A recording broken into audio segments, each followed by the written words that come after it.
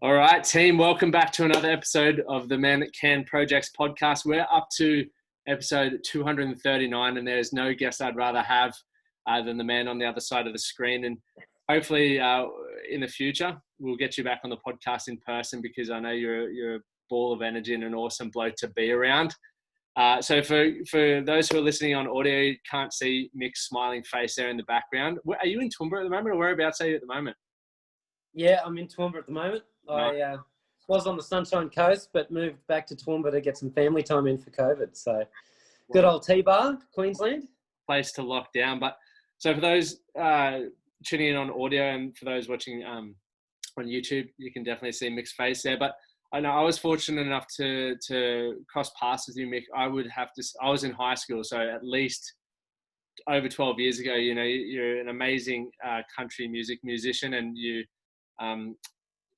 helped my sister out when she was in her doing her music thing. And obviously your career's just gone like a fucking rocket ship in leaps and bounds. And I was just saying how much I love all your music, but one of your new songs in particular, Afterparty, has been copping a bloody slamming on my Spotify account. And my missus hates me. Like when I find a song that I like, it's just, you don't change it with any music. If it makes you feel good, I bang it on. So she's just like, come on, stop it now. It's had its run. I'm like, yeah, but has it? It's fucking awesome. I appreciate that. But let me give you a bit of an introduction for everyone who's listening around the world. So obviously, 2009 was no rest for you. And obviously early 2020 before, COVID did its thing. You're an Australian independent singer-songwriter, in between, obviously, another 3 months in Nashville. I know you've spent a fair bit of time over there, evolving and growing your craft, but also collaborating with a lot of fantastic musicians and showcasing, all the incredible work that you have around the place, which is awesome to see. And, you've done a 2-month national tour, playing 76 shows, which I can't wait to talk about that, how taxing that must have been. Performing alongside international artists in the USA and the UK at reputable events. The first 3 chart-topping singles. I was thinking singles because the first one was Drink About You, so I went to sinking. But singles, Drink About You, If You're Sleeping, and of course my favourite, Afterparty, off the soon-to-be album. Exploded across the country, placing Mick in the top position, or Mick placing you in the top position, and seeing you clocking up a whopping 4 million streams. That is phenomenal. How does that make you feel? It's pretty nuts, really, because when we released all this music, I was like, look, if we could get like 100,000 people, 100,000 people to listen to these songs, that would be the ultimate dream. And then, we achieved that in like a month or two. And I was like, well, what's next? So we moved the goalpost a little bit and just keep trying for more and more.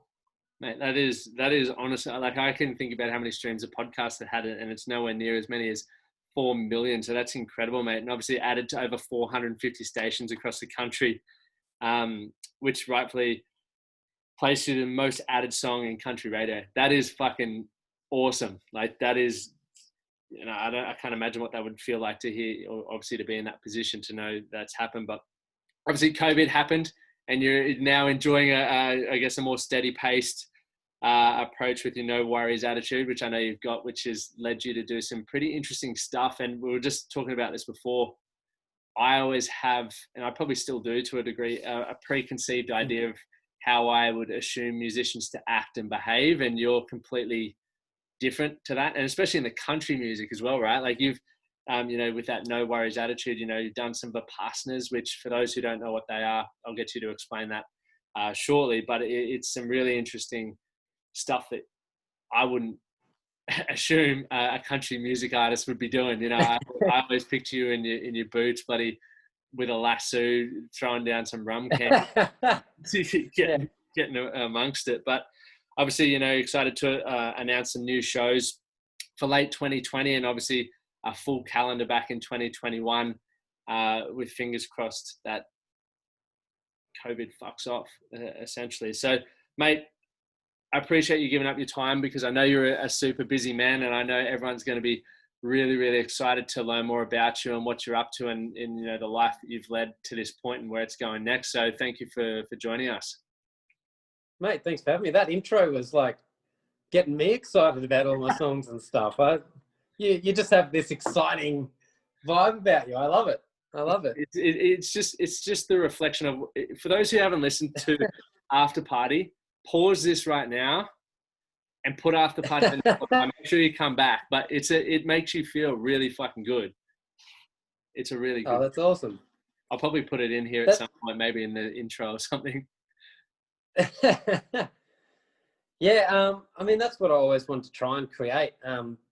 The thing I love most about music is being able to entertain people, and like, even most musicians don't particularly like weddings, but I love them because there's no marketing involved. There's no ticket sales. You're not trying to, plug albums and sign posters, and like, your only job is to go there and make people happy, help people have a great time. And that's the gigs that I love to do. So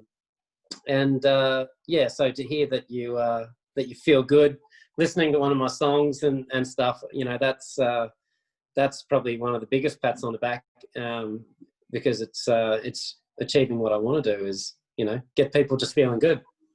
Yeah, mate, you're doing a great job at it, that's for sure. But give us a rundown. Like, obviously, I'm excited to dive into where you're at now and the life experiences that you've had, but sort of how, to take us through the younger years. Like, have you always been into music? What was life like for you from a younger age before you sort of achieved the level of success that you've got? Because I guess, people are going to start Googling you and doing all that sort of jazz, and, social media and the internet always paints a good picture. But yeah, definitely. We could get to know the real you and what life's been like for you. Give us a bit of a rundown on that. Yeah, it is all smoke and mirrors on Instagram and Facebook, and obviously you put your best foot forward on all the social media, and not everybody does get to sit down and chat for a while and hear the full story. So I guess I first started liking a little bit of country music when I was listening to some Garth Brooks and some of my parents' record collection and stuff, and even like Bryan Adams and Bon Jovi and so many different types of music. It was only when I was like late sort of 16, 17, somewhere around there, that I actually picked up a guitar and started playing some. Yeah. And I failed music in year 8 in high school. And I just didn't do music again. I decided it wasn't really for me, and I can't read music, and sitting there with piano or something and reading notes, it just didn't sound fun to me at all. So I wasn't engaged at all in it. And when someone was actually just sort of playing a guitar, and I'm like, oh, how cool would it be to be able to just play a guitar? I'm like, show me what you're doing there, and just learned in a very practical way, I guess, of just hearing and looking and copying, I suppose, and figuring out what all these chords and strumming and stuff is. And I didn't start singing until like another year or two after that. So you would have been 18, 19 by the time you started singing. Yeah. I just wanted to be. I loved playing guitar and had really no ambition to sing, because I tried singing a little bit and it was just awful. So I'm like, no, I'm going to get great at guitar and play guitar for other people. And I got asked to come along and play guitar for a girl at a talent quest. And in fact, that's where I met Rach, your sister, in the country music talent quest kind of circuits and whatnot, where all the musicians help support the people singing, and I just wanted to play guitar. But then I was around it long enough that I thought to myself, this singing thing doesn't look that hard. So I thought I'd give it a go, and and then I started singing and playing guitar, and I learned drums and piano and banjo and mandolin and a few different harmonica and whatnot. I just loved playing music, but it's all self-taught, and I've just sort of watched people and had a go. But Do you that's feel basically been my whole music career. because hearing that, I'm like, fucking hell, it sounds like you just pick it up and it's there. Like I've tried starting the guitar, the drums, and it's not my jam. I'd love it to be, and probably I'm not persistent enough or consistent enough. But do you feel like there is just a lot of natural talent or the ear of the music or something like that? Because not many people can just pick things up and learn them. I don't believe. I've generally been reasonably good at picking things up and learning them, and I love learning new things. That's one of my probably biggest passions in life, is just trialing new stuff and challenging myself to, I guess step out of my comfort zone and try new things, because I think that's the exciting thing about life, to be honest. If I wasn't learning stuff all the time and wasn't trying new things, it'd just be boring. So when this music sort of opportunity came along, where my uncle and my cousin and stuff were playing guitar for a few days when they came up to visit, I was like, yeah, all right, well, while you're around, show me a few of these. So I definitely think, consistently learning and that wanting to learn something makes it so much easier to excel in something. If you're not interested in something, like I wasn't interested in music at school, there's no way you can lead a horse to water, but you can't make it drink, kind of thing. So it's where your passions lie. I think a lot of people have passions that they can't,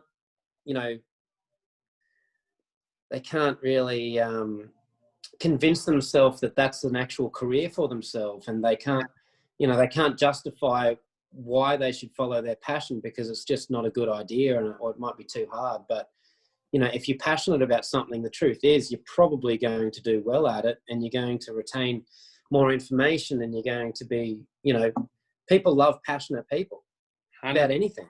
If you see a passionate garbage man, you're like, that guy's a legend and he loves his job, and it just makes everything look great. If you see a passionate athlete, if you see a passionate musician, if you see someone passionate about anything, they're going to do well at it, So I think that's the key. I found a passion for music, and I just really enjoyed it. So that's why I picked it up fast. Do you still, was there a moment in time, or do you remember a specific moment where you were like, I fucking love this, like I love music, and you had that light bulb moment where, or just that idea that I want to make this my career and what I do for a living? I found it gave me a little bit more confidence. I wasn't a very confident sort of kid. Yep. I just really liked, I guess, a way to express myself, and put whatever energy out there, whether it be, some people dance and some people, speak. And I felt like guitar and singing was just a way that I could express myself a little bit more confidently, because I was a bit of a quiet kid. So that was, one thing that helped. Yeah. Very, very interesting. What was so like, you're obviously playing guitar and it gave you that confidence, but were there ever moments where you've doubted yourself, like when you sort of obviously made that decision to go, hey, this is what I'm fucking doing, I'm going after this? Were there ever many moments where you're like, I don't think I'm good enough to do this, or I don't think I can hack it? Did any of that sort of pop up for you, or has it just been a smooth road for you? Funnily enough, for all the listeners out there, Lockie's dad is a builder, and I was doing my carpentry apprenticeship, and I actually met your dad through Rachel. And I was just finishing my apprenticeship, and I was just coming out as a tradesman, and then I started working for your dad, Andy, and and so I think I worked for about 6 months before, like, music was making enough money at that point to really try and pursue it full time. But I think there was a definite thing when I said I was like putting the hammer and tool belt down and going to pursue this guitar and music thing. And I think everyone had thought I'd, call back in a month's time, hungry and broke, and pick up the nail bag again. And to be honest, I wasn't sure about it either, but I thought I'm going to give it a crack, because I knew I knew where my passion was, you know. I enjoy building, and I enjoy, you know, working with people, but, you know, music is where I felt like I was going to have the most impact and the thing that I enjoyed the most. And I guess it was the easiest money too. Like, you just rock up and set up some speakers, and like, it's not even work. It's like, I had a great time, and you get paid to like have beers and party with people, and you're the, you know, the center of the party where you get to play music. I mean, this isn't work, and I'm getting paid more for it than a carpentry trade. So let's give it a go. It's funny you say it's not hard. I could not think of anything harder than getting up in front of people and trying to sing, because I know how painful it would be to listen to my voice, and my trying to strum the guitar, it would be horrible. But moving forward, like, what for you, you know, when things really started to take off, like, what were there many challenges, or was it just an exciting, you know, journey from that point and to reaching the peaks that you've sort of hit? Like, you know, you often see what people deem as overnight successes, but I'm sure it wasn't just that for you. Like, what would have happened in and around, you know, on that journey that has made you question whether it's the right profession for you or not, or whether it's worth it? Yeah.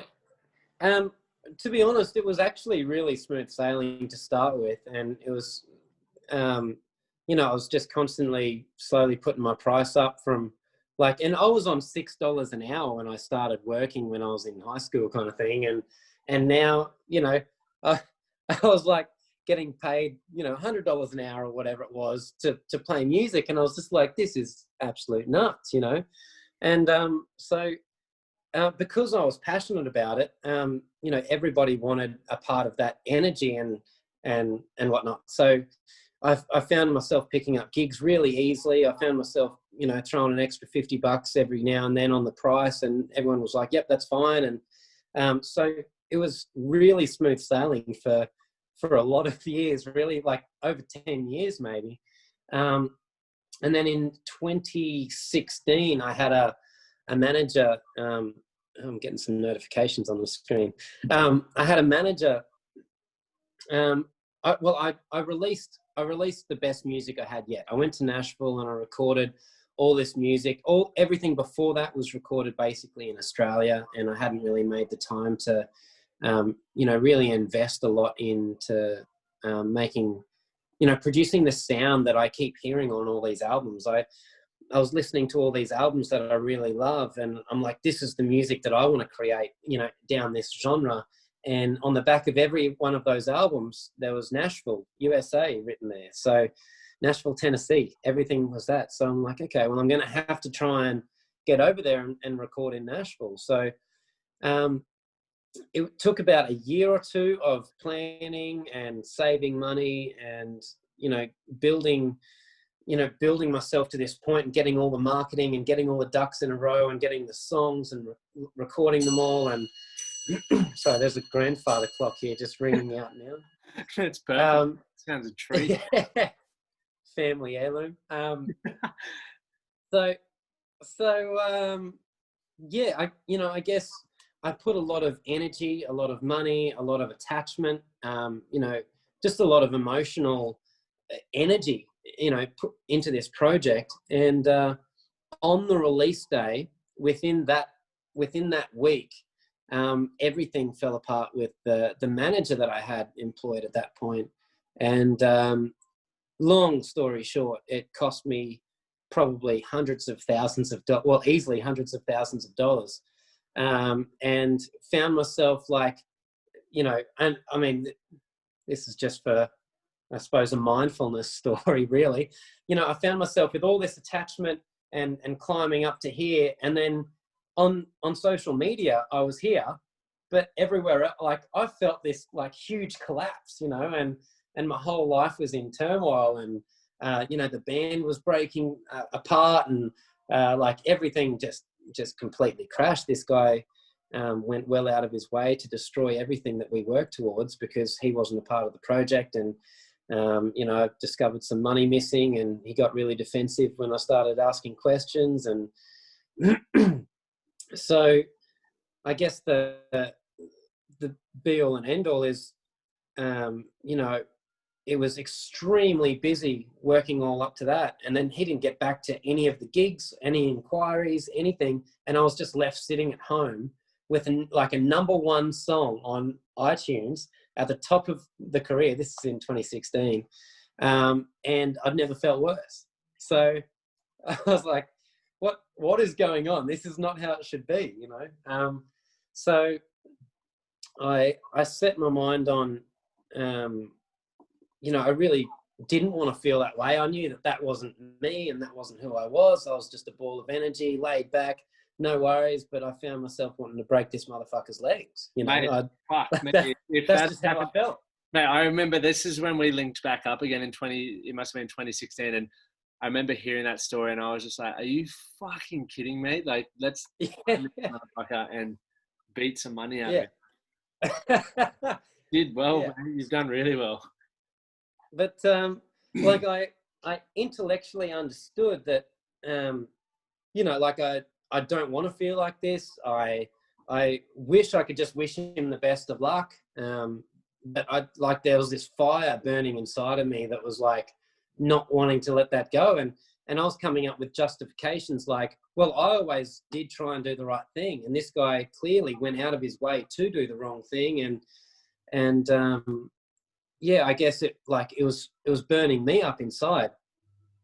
And I understood, you know, the emotional cost of if I carry this on, you know, like how long will this end up actually costing me if I feel this way for another year, or, you know, people feel this way for 10 years after something like that happens, because of the amount of attachment that you've put into, and energy and time and money and whatever you know, have been working on for a project just to fail, you know.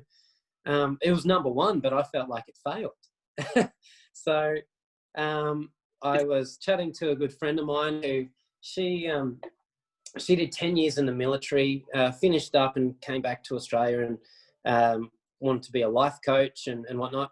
And she ended up getting recommended for this thing called Vipassana. So I'm a country kid, you know, literally spent my time on millions of acres, you know, mustering and shearing and all that sort of, you know, cattle work and stuff every school holidays and getting sent out there. So, you know, the sound of this like meditation camp thing, I'm thinking, oh, all these bloody hippies and stuff are going to be sitting there like, you know, yeah. whatnot. So I was pretty skeptical. And anyway, she convinced me just to sign up for it. You can cancel at any time, you know, and it was, you know, 6 months away or whatever. So I'm like, oh, yeah, right, I will put my name down for it. And I'm thinking to myself, I'll just cancel the week before and not have to do it, you know. Yep. And as it turns out, I didn't have anything on that week. And I was like, oh, well, am I doing this thing or not, you know? So so I went along there and I you know, we were laughing in the car on the way there. You know, how are you going to talk to each other? Like if you, oh, do you want a glass of juice? You know, you're like, you know, like just doing all that, you know, but it was definitely one of the hardest things I've done. But by far the most beneficial thing I've ever done for myself. Like what was it like? Like what did you find hard about it? Because obviously for those who have no real understanding, most people can't sit still for fucking 3 minutes without finding it hard. Well, that was me. Yeah. How'd you overcome all of that sort of stuff? Well, I mean, the good thing is it's 10 days of silent meditation at like a retreat kind of thing. So, and they're all over the world. If you look it up, it's called Vipassana or Vipassana is how it's spelled. But it basically, it's a guided meditation. So you're there for yourself and you're kind of there by yourself, but you're guided through it all. So you know where you're meant to be and you've got a schedule and you've got all your food provided for you, all your accommodation. It's completely free for 10 days.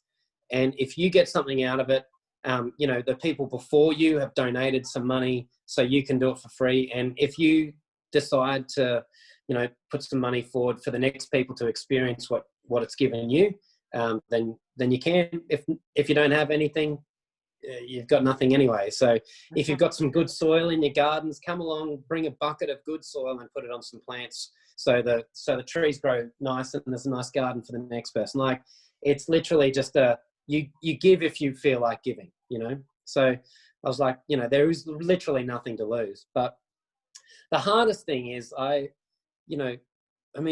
just realized, I thought I was a pretty focused person. I had multiple businesses. I was successful in other businesses financially and you know, profile wise with the whole music thing and everything. But you know, mindfulness is so underrated and it's not talked about enough, I feel. So yeah, I thought I was focused and had mindfulness until I realized that there's this 2-year-old kid that's a monkey in my brain, constantly like touching and playing with things and thinking about the past, thinking about the future, wanting to, you know, do all this stuff other than just sit still and actually focus on the present moment. So yeah, that was the hardest thing, is just like trying to just slow your brain down, just calm down. So it took about 3 days, actually. The first 3 days, I could not focus for longer than 20 seconds. Far out. For 3 days. And that's all you did all day for, you know, 12 or 15 hours a day, whatever it might have been. You meditated. And it was all guided. You know, they gave you all the tools you needed. And it was like absolutely amazing. But yeah, it took 3 days before I could actually last 20 breaths. I counted 20 breaths where my mind was actually stopped thinking about the past and the future, and I was actually there, actually just concentrating on my breath. And I mean, it seems so simple.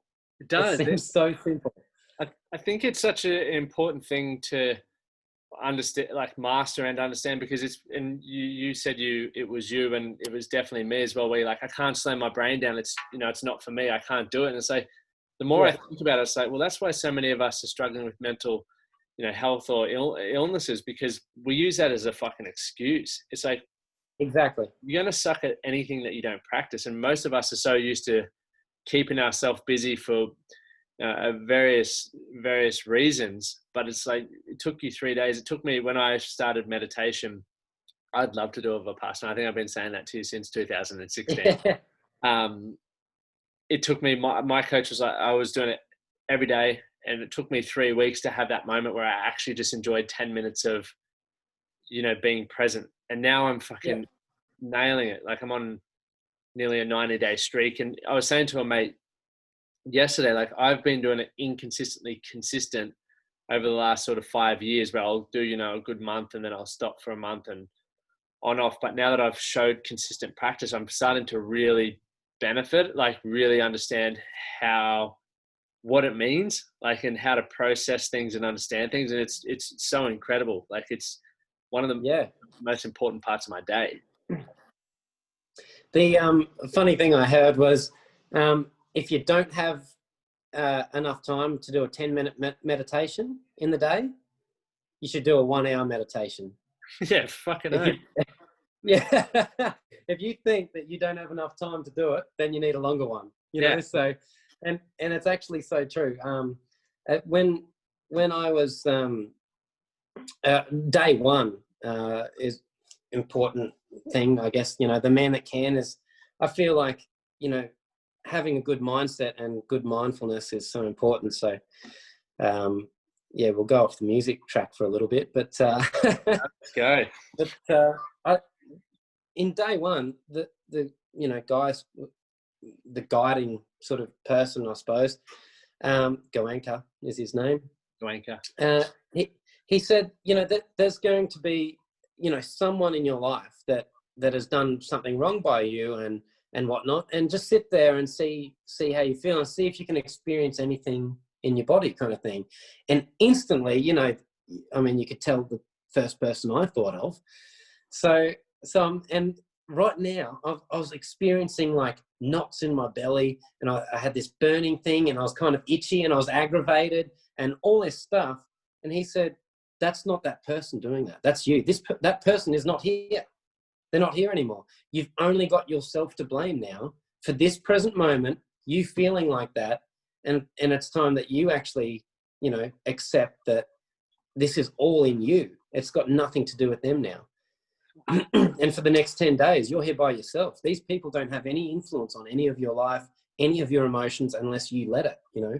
So I think the key thing with the whole Vipassana thing was, it's not about positivity. It's not about negativity. It's about acceptance. And whether you're having a good day or a bad day, if you can actually be okay with having a bad day, then it is okay. If you're actually okay with everything going wrong, then there's no problem. Yeah, exactly. There is no problem. It's, you know, and things are always going to go wrong, you know, always. Because that is life. It can't be just a blanket, you know, flat line. Things are up and down. That is life. And you know, I guess impermanence. Everything's constantly changing. So if you attach yourself to something good or something bad, it's definitely going to change. Like a sunny day today, if you think, oh, I love sunny days, I'm only happy on sunny days, I hate rainy days, you know, you're just setting yourself up for disaster, because it has to change. It has to. So, yeah, by not having that attachment, not thinking good or bad, but just thinking that this is just as it is now. And if I can learn to accept exactly how it is now, then I don't have to be even happy, but I can be content. Yep. And that for me has, being focused on contentment has brought me happiness. Not being happy has brought me contentment. Oh, that is beautiful. What do you think about, like, you know, and I was in this boat once, and I know a lot of people are, but so many people are fearful of failure that they just try to run the neutral line, right? Where they just try to avoid failure. But do you feel there's, you know, you run risks of, by trying to avoid failure so much, you don't ever really get to experience the highs, or, you know, all of the greatness that there is to come with life as well? Or what's your sort of feedback on that way of thinking? Have you ever lived in that way? Or yeah, I think it's, you know, everybody's different with their risk tolerance. You know, if you gave, you know, 100 people $100 and said go to a casino, you know, everyone's going to bet completely different. Someone's going to go to the 1 cent machine. Someone's just going to say $100 on black. And you know, what would you do? I'm about in the middle there. I'm like, well, you know, it's either, you know, if you can't walk out with it. I was going to say, I'd put it in my pocket. $100 right there and then, yeah. Yeah, I don't know what I would do. Actually, I'm in the middle. I'm quite conservative with risk taking, but I'm quite analytical. So if I think my chances of losing it are more than, you know, keeping it, then I'd be hesitant. But yeah, I only gamble on things that I'm experienced in. Yeah, mitigating risk then. Yeah, I like it. Yeah. Figure out your risk tolerance, I guess. Yeah. And you know, like people, if you think about, you know, people wanting to do, you know, higher education or buy a business. If you wanted to go, for example, start an antique shop, you know, if that's what you wanted to do, and you want to go do a business management degree at university, and then you want to go do, you know, XYZ, rack up like a $60,000 bill at university to learn about all this stuff, because you didn't want to spend 60 grand on a business and learn the hard way.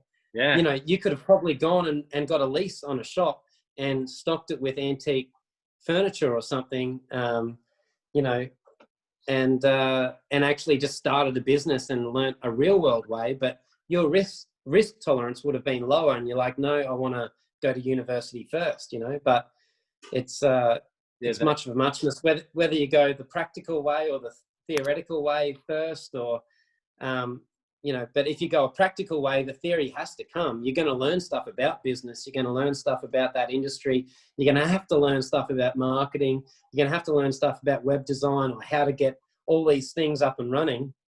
Or you can go to university, learn it all, but then you still need to buy a business kind of thing. And you still need to start. You gotta so start. So from someone that failed music at school and has never done a business degree or anything, I kind of just like, oh, let's just give this a go, and unfortunately learned everything the hard way. But I remembered my lessons that I had to learn. So they're painful.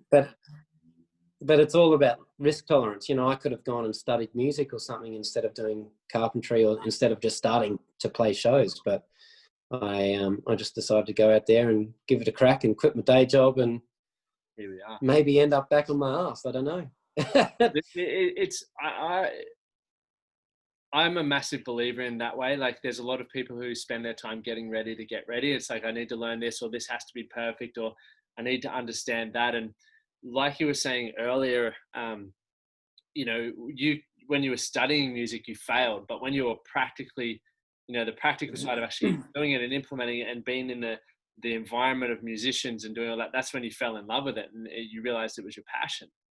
And a lot of people never get to experience that because they're so focused on getting all the, the admin side of things, or all the theoretical strategies in place, that they never actually get to embody what it feels like. That's why a lot of people come out of uni and they go, oh, fuck, actually, I don't like that. That's not what I thought it was going to be. Yeah. So maybe you should have done it for 2 months and seen if you liked it first. Like, that's probably why. Not studied it for 6 years. Yeah, apprenticeships are a good way of doing things because you're actually in there, in the environment, getting a feel for it. And you're learning, even if you're working for $6 an hour or whatever you're working for. But you'd rather be on $6 and paying someone. In saying that. Yeah, definitely. Funny thing, during the COVID thing, I had a list of all these different things that I wanted to achieve. And fortunately, I'd learnt my lesson from 2016 when everything collapsed. I kind of sat around and didn't really achieve that much. When looking back, after the Vipassana, I saw everything a lot clearer. But, for 10 years, I've been constantly on the road, constantly playing shows, constantly worried about what everyone was thinking about me, or constantly worried about social media and all that. And all I actually felt like was just a few months of no music, no nothing, no gigs. Like, I can do whatever I want, travel wherever I want, and there's nothing going on. And here, this actually got handed to me on a silver platter. Like, well, you don't have any fucking gigs. You don't have any money. Yeah. You don't have all this stuff that I actually was like wanting, but I hated the way it got delivered to me. I was completely not in control of that, of how it all came about. But if I'm honest, I wouldn't have had the balls to make the decision to actually take some time off either. So it just got handed to me in a way that I hated. But it's exactly what I actually wanted. So it was a really, it was about probably a 7 or 8 month kind of like slump where not much was really happening, So, once this COVID thing came back around, I don't feel like I need to learn that same lesson twice. So I was like, beauty, I've got some time to get all this stuff done. Like we lost, well into 6 figures within 2 days of everything getting cancelled, and it was a huge loss, and we had all plans for expanding and moving this and buying infrastructure, and like everything was like, this is going to be our year, and then everything fell over. And I literally looked at the general manager of my company, and we were sitting there having a meeting like, what the fuck are we going to do? And we're talking about everything, and I'm like, I smiled at her and I said, we're fucked. But I was like, we're completely fucked. Like, but I was completely okay with it. I'm like, I just lost this game of chess, but I'm okay with it, But like, right now we need to re-strategize everything and do it, But it's because I didn't put the same attachment. I still put the same amount of energy in, and and everything like that, you know, and I'm passionate about it, but I didn't put the same attachment into this is how it's got to run for me to be happy. This is how it's got to run, you know, and it's like, oh, this just like completely blindsided me. And here we are. Let's, you know, I love strategy games and I love strategy, you know, business and stuff. And I'm like, this is just a great challenge that we need to try and overcome. Like, I don't know how we're going to do it yet, but it might completely fall over. I might have to pick up my tool bag again. You know, so, but, you know, luckily enough, we've strategized and got through it all. And it looks like that we're going to be all right. But anyway, I decided to make use of the time as best I could. And a pilot's license was actually on one of the things I wanted to do. So I took a whole month off all work and everything just to focus on aviation, and went and got my pilot's license and navigation endorsements. And then so you've got it. You're good to go. Yeah. So pick me up. Yeah. Whenever you need to go somewhere, I'll come and grab you. Just to Toowoomba, please. Yeah. It's 16 minutes in one of the planes I'm flying from your place to my place. Far out. True story. That is, or an hour and a half drive. Yeah. Take the plane, please. Way up the cost. Yeah. It's pretty good. But no, funny thing that what actually made me think of that was, you know, finding out if it's something that you love to do first. My dad's been a pilot for years and, well, for, you know, decades. So I'd always known that I enjoy flying around and it's really second nature.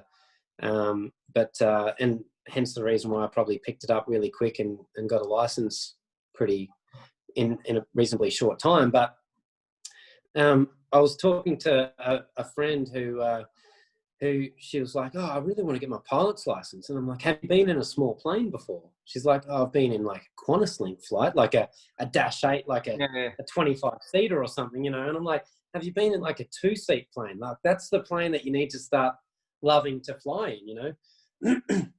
And she's like, no, I've never been in a plane like that. And I'm like, well, before you go to flight school, before you start opening books to study, before you do all that, let's just go on a fly and see if you even enjoy it, you know. Because the first thing that you've got to have is a passion for something.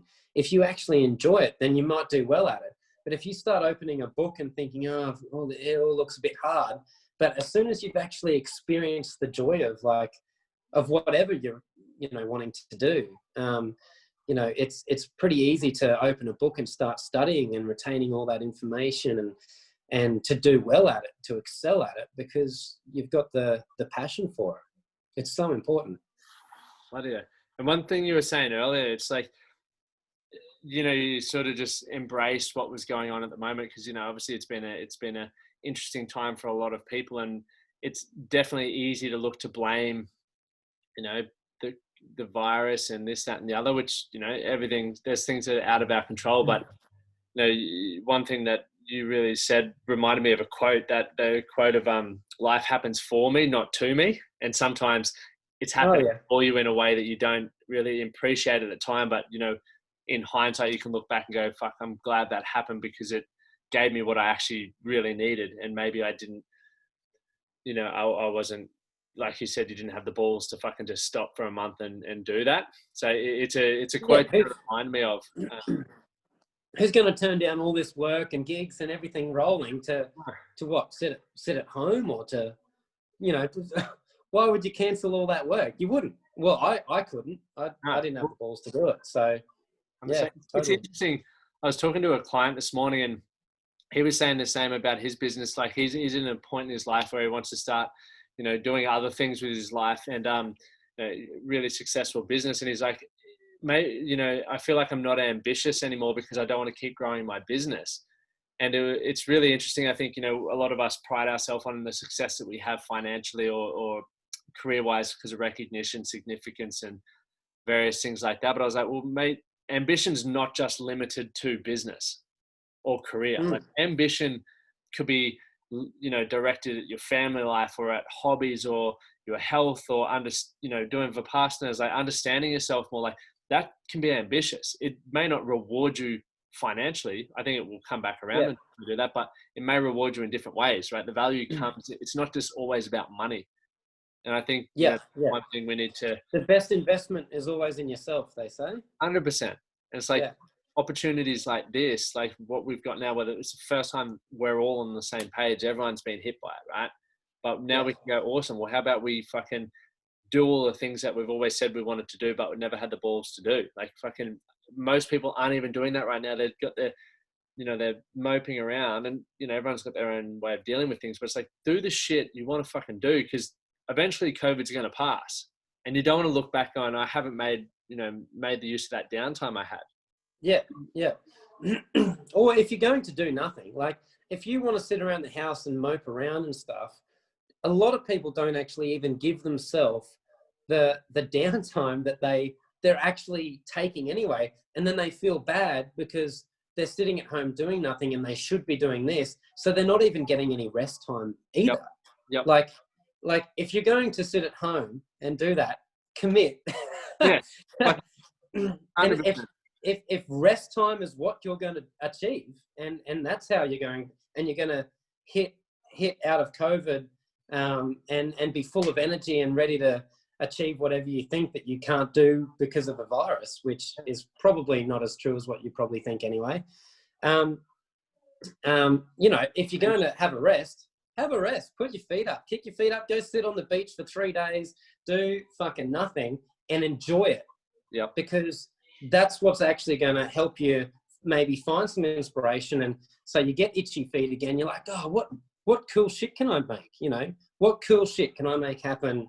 Today I feel like doing something now because I actually got some good rest in, or, it's totally okay to have a downtime, but if you're going to have a down day, make sure you have a down day and embrace it. That's one thing that I never did. If I got nothing done for a day, I'd be like, oh, I feel like crap.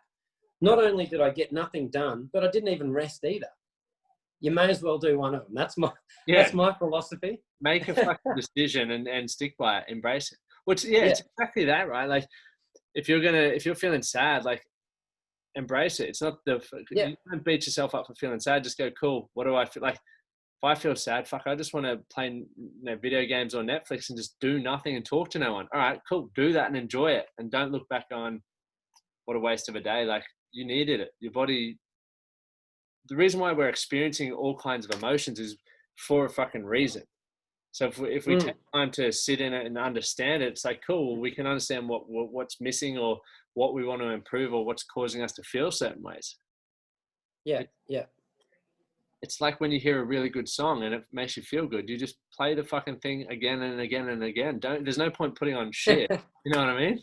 That's my philosophy with listening to it. It's a good one at that. Well, so moving on from that, like what's on the cards for you? Like where do you sort of see you and your ambitions and everything you're working towards, and not just from the music front? I'd love to hear from the music front, but just you in general as a man, like what are you looking to sort of create over the next couple of years for yourself? Yeah, so right before COVID hit, I was heading back to the States to finish an album. So I went to Nashville, recorded half an album, and then I was going to do some more songwriting and hear from more publishers and get pitched more songs and head back and finish the second half of the album. And that all the second half of the album kind of got canned. So as soon as the borders opened back up, we're ready to record some more songs and release an album. I just released a song actually a couple of weeks ago now called By the Way. And luckily enough, I guess we've had more success on that than the first three that we released, which I wasn't going to even release it as a single because it was meant to come out with the album, but we don't have an album. So we just thought, well, let's, we've got 6 songs and we've released 3, and then it was going to be the album next. But I'm like, let's release song number 4, let's roll with it. And it's actually had more success than all the others basically put together. It's we're on Coles Radio nationally now, and it got Spotify playlisted and everything, all the things that you're, I guess, trying to do and to push the song out there. We got all that on like the first day and the first week, and we were working months and months and months to try and get all that stuff lined up before. So it's kind of weird that it's all just fallen into place. Trust the process. Yeah, so it's really, I guess just a really weird time. But as soon as the borders open back up, I'll be heading back over to Nashville and recording the rest of the album and hopefully get that out there. You know, I guess whenever that happens, I'm not really attached to a timeline, and I'm ready to go whenever. So thankfully, this whole year got cancelled. And then gigs basically said, let's just work on 2021. So 2021 is looking to be like fantastic, which is great. But I think COVID will sneak into 2021 yet. So I'm not too attached to all those gigs either. I fucking hope you're wrong. Have a fresh year. But I was just looking at my calendar yesterday actually, and I've got one weekend free between now and the end of the year. So. And we're only in September, so it's sort of come good again. It's nowhere near what it was, that we did have booked in at the start of the year, but it's really great to be at least out playing again, and I'm getting a few flying jobs and stuff here and there with an agricultural company, which is really cool, and that's an industry that is still working well. So I'm getting my hours up flying and having a blast traveling around flying planes. Mate, that's awesome. Instead. I've got one last question for you. And I always ask this at the end of the podcast and put people on the spot because it's good to get everyone's opinion on it or their own thoughts. But what does being a man mean to you? Being a man. Oh yeah, that is on the spot, isn't it? I was like, he won't put me on the spot. I'll get all this, no worries at all. But yeah, that is a huge question, isn't it? I guess raised, I guess in like old fashioned and country values. It's the whole chivalry thing. Opening doors for girls and that's been like a good man. Paying for things and whatnot. But I feel like the world has changed so much where, women really appreciate kind of equal rights and stuff. And part of feminism is why chivalry kind of, has gone by the wayside. But I think it's important to keep some chivalry there. And, I guess part of being a man in a relationship at least, is having a woman that actually embraces femininity as well, and allows you to actually be the man as well, I guess it's just an ever-changing world and there's so many different personalities and so much different stuff. But being a man, I think I've got a completely different view, and it's just being a good human, just be kind to people and it sounds really cliche, but if you don't want something done to you, don't do it to somebody else. And if you fuck up and you do somebody over, just do your best to make it right, because we all make mistakes and we all, accidentally did something that completely benefited ourselves. And it puts someone just a little bit down and whatnot. Do your best to help them back up. Do your best to help the next person in line. With my music and stuff, I always try and, I'm a huge advocate for youth learning music and giving them a pathway. So like, I know how fucking hard it was for me to have to learn everything the hard way. And learn most of it myself without really many music mentors and stuff. So if there's an opportunity that I can get to help the next person along that just might need some help, like, hey, here's where I'm at, what is my next step in your opinion, and to help them kind of piece their puzzle together. But just being a good human, help the next person along and just be kind to people. And normally if someone flips you off and flips you the bird, and and is having a really bad day, the last thing they need you to do is make it all about you. Like, if you don't know them, they're not even angry at you, you know, like they're mad at themselves. And if, and that's something that Vipassana kind of helped me understand, is like, what if you were just like, you know, like showed them love and compassion, that they totally would not expect it, you know?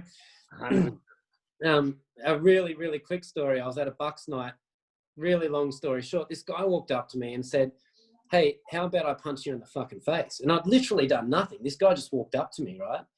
And this is like the week after my Vipassana. This is the week after it. And I sat there, and within this thought process happened in about half a second, where I just had this deeper understanding that this isn't about me. This is totally, you know, he's going through some stuff. And I said, "My friend, I really hope that you, you know, work out whatever you're going through. And I hope it's, you know," like I just said like one sentence to actually genuinely wish that he, you know, hope that he figures out whatever he's going through at the moment, you know.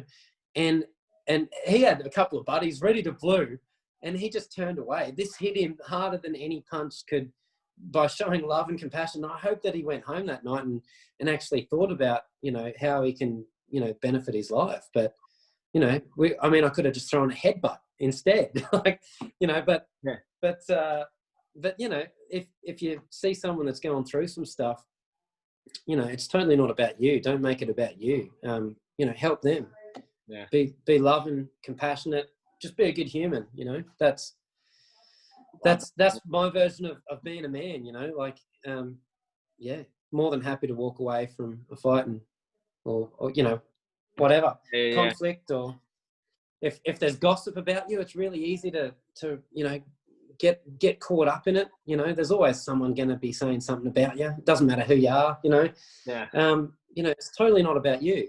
It's not about you at all. It's about their insecurities and stuff that they're going through. So, you know, rather than you know, making it, you know, starting more drama and keeping stuff going, resolve things. You know, help people out. 100%. That's I guess maybe my version of being a man, what being a man means. Yeah, pretty simple but powerful. Like fucking easy to live by. So I think it's great, and it's good to hear that. And the reason why I never sort of prep people from that is because I think, you know, it's important for all men. You know, there's tons of people who listen to this, and to be able to resonate with different people. But, you know, I think all at the end of the day, depending on how people word it, it all comes back to the same thing, which is awesome to hear time and time again. So I definitely know, you know, that's going to resonate with a heap of people. Finally, where do people find you? Like if they want to, you know, websites, I don't know if you're on TikTok or Instagram or all that sort of stuff, where can people find you? I'll put all this in the show notes as well. But I did try a couple of TikToks, but I failed miserably. So dying. I think I got maybe 6 views or something. Yeah, it was awful. They're still up there. But you can just type in Mick Lindsay, anything, MickLindsay.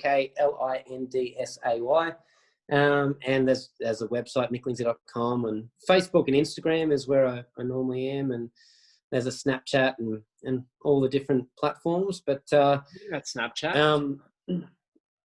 Yes, and on Spotify, if you want to have a listen to music, Spotify, Apple Music, Google Play, YouTube, all your favorite streaming, whatever it is, I'm hopefully on there. So just type in Mick Lindsay and start having a scroll.